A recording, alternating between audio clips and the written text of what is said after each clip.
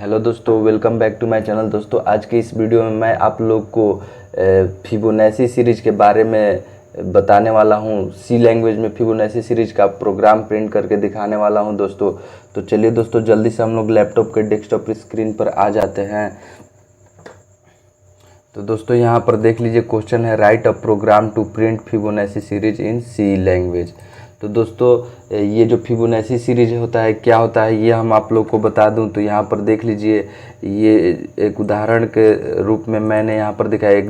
ये पहला टर्म 0 होता है, ये दूसरा टर्म 1 है, फिर दूसरा टर्म 1 है, फिर उसका नेक्स्ट टर्म 2 है। कहने का मतलब है कि ये 0 और 1 का समेशन 1, फिर ये पिछला दो गो नंबर जो 1 1 है, इसका समेशन 2, फिर जाकर के ये 1 और 2 का समेशन 3, फिर ये 2 और 3 का समेशन 5। तो दोस्तों, ये क्या हो रहा है कि पिछला दो नंबर का ऐड होकर के अगला नंबर आ रहा है। तो दोस्तों, इस लॉजिक को हम लोग प्रोग्राम में कैसे इम्प्लीमेंट करेंगे, चलिए देखते हैं। तो सबसे पहले मैं यहाँ पर टर्बो C++ आईडी का यूज कर रहा हूँ, उसको ओपन कर ले रहा हूँ।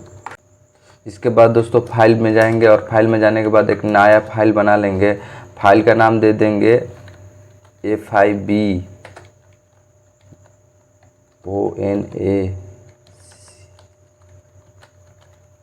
Fibonacci.c लगा दिए हैं, .c एक्सटेंशन, क्योंकि हम लोग को सी में प्रोग्राम करना है।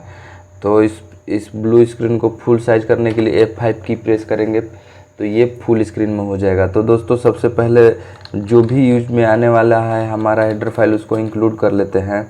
तो मैं यहाँ पर पहले stdio.header फाइल जो होता है उसको इंक्लूड कर रहा हूँ, जो स्टैंडर्ड इनपुट आउटपुट फंक्शन के लिए होता है। जैसे इनपुट फंक्शन बोले तो स्कैनअप हो गया और आउटपुट फंक्शन बोले तो प्रिंटफ हो गया।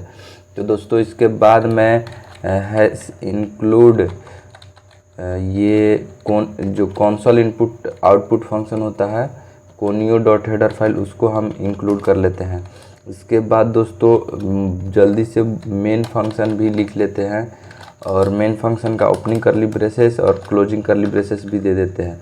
तो दोस्तों, जो हमारा फिबोनाची सीरीज प्रिंट करना है उसको यहाँ पर हम कमेंट बना करके लिख देते हैं ताकि हम लोग को ध्यान में रहे। ऊपर में लिख लेते हैं। तो यहाँ पर हम कमेंट बनाकर लिख लेते हैं, जैसे कि पहला अंक 0 है, फिर 1 है, फिर जाके 1 है, फिर जाकर के इन दोनों को जोड़िएगा तो 2, इन दोनों को जोड़िएगा तो 3, फिर इन दोनों को 5, फिर इन दोनों को जोड़िएगा तो 8, फिर इन दोनों को जोड़िएगा तो 13, फिर इन दोनों को जोड़िएगा तो 21। ऐसे ही करते करते इन नंबर तक ये जाएगा। इसी को हम लोग को प्रोग्राम में देखना है।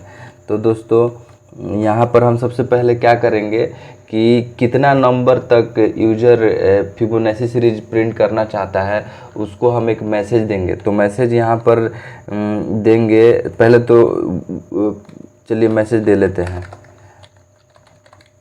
प्रिंटफ।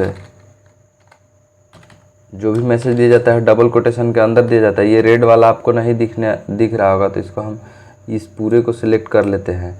अब देखिए दोस्तों, अब प्रिंटफ फंक्शन के मदद से हम यहाँ पर मैसेज दे देते हैं, inter number of terms, inter number of terms. अब दोस्तों, ये जो नंबर ऑफ टर्म्स इंटर करेगा उसको स्कैनफ फंक्शन के मदद से किसी वेरिएबल में स्टोर करवा लेते हैं। तो मान लीजिए हम यहाँ पर %d लगा दिए स्ट्रिंग मॉडिफायर और एक एम्परसेंड साइन के साथ, जिसमें भी स्टोर कराना रहता है उसका वेरिएबल का नाम। तो दोस्तों, यहाँ पर हम वेरिएबल डिक्लेयर कर लेते हैं। इंट n नाम का एक वेरिएबल हम डिक्लेयर कर लिए। इसके बाद CLR फंक्शन का यूज कर रहे हैं, जो कोनियो हेडर फाइल के अंदर आता है, जो आउटपुट स्क्रीन को, कंसोल स्क्रीन को क्लियर करता है। तो ये इसके बाद क्या होगा कि यूजर को एक मैसेज आएगा, इंटर नंबर ऑफ टर्म्स। तो वो इंटर करेगा तो उसको हम n में स्टोर कर लेंगे। इसके बाद दोस्तों हम यहाँ पर लूप चलाने वाले हैं। इसको हम लूप के मदद से बनाने वाले हैं, यानी कि रिकर्सन जो आप बोलते हैं। तो ये फॉर लूप में हम i को 1 से स्टार्ट कर रहे हैं और i को less than is equals to n तक ले जा रहे हैं और आई को इंक्रीमेंट कर दे रहे हैं, इंक्रीमेंट ऑपरेटर लगा दे रहे हैं। इसके बाद जो लूप का ओपनिंग और क्लोजिंग करली ब्रैकेट है उसको लगा लेते हैं। अब इसके अंदर हम लिख देते हैं, मैसेज दे देते हैं प्रिंट एफ। जो पहला डिजिट होगा दोस्तों वो तो 0 होगा, तो उसके लिए हम यहाँ पर बना ही लेते हैं वेरिएबल इज इक्वल्स टू 0, जिसमें 0 असाइन करवा देते हैं और उसी को हम प्रिंट करवा देंगे। और दोस्तों एक और बनाए, यहाँ पहले इसको प्रिंट करा देते हैं। तो इसको प्रिंट कराने के लिए डबल कोटेशन के अंडर %d और यहाँ पे कॉमा दे करके ए को प्रिंट कराना है तो ए। इसके बाद दोस्तों ये सेमीकोलन से लाइन को टर्मिनेट कर देंगे। इसके बाद दोस्तों अब क्या करेंगे कि ए तो हमारा प्रिंट हो जाएगा, ए में जो वैल्यू होता है, ए में तो 0 है, पहला जो ये एग्जांपल दिए सबसे ऊपर में 0 है, ये तो प्रिंट हो जाएगा, लेकिन हम लोग को 1 प्रिंट करना है। तो 1 के लिए हम क्या कर रहे हैं कि यहाँ पर एक तीसरा वेरिएबल डिक्लेयर कर रहे हैं जो कि b है, और b में हम असाइन कर रहे हैं 1 को। ये किस लिए दोस्तों, क्योंकि जब यहाँ पर अब हम लॉजिक देंगे, लॉजिक दे रहे हैं कि a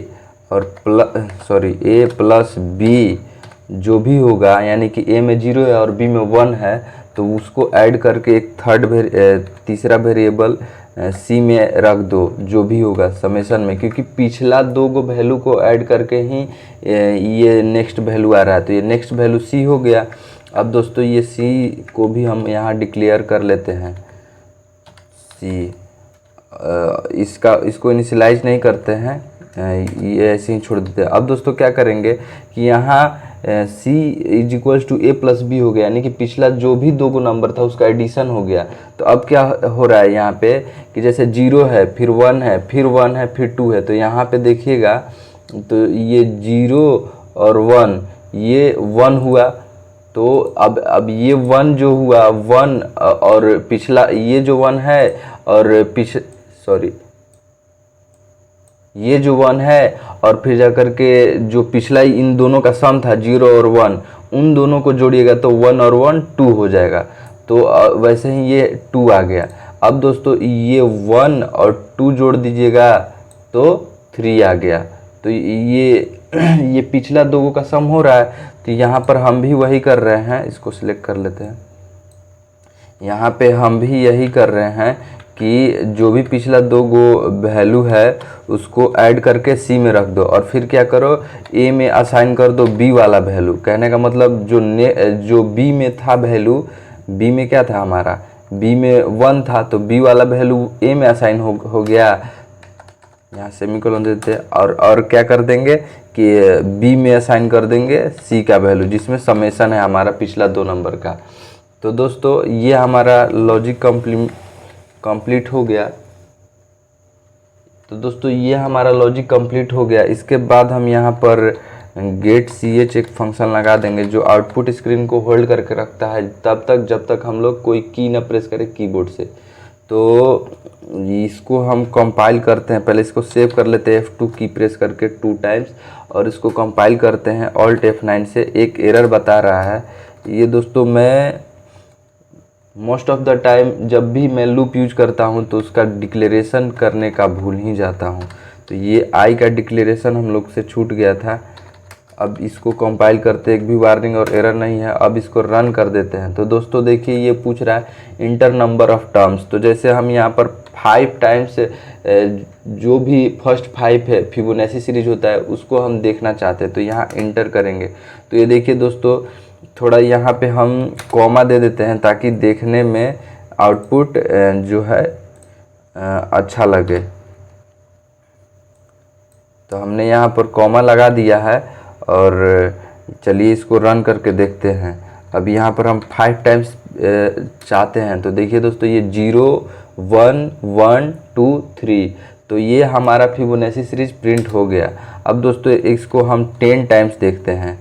तो देखिए ये 0 1 1 2 3 5 8 13 21 34 ऐसे ये जितना टाइम्स ऑफ आप फिबोनाची सीरीज चाहते हैं प्रिंट कराना उतना टाइम्स ऑफ ये जाएगा। तो दोस्तों ये हमारा सोर्स कोड है और आउटपुट इसका एकदम अच्छी तरह से आ गया।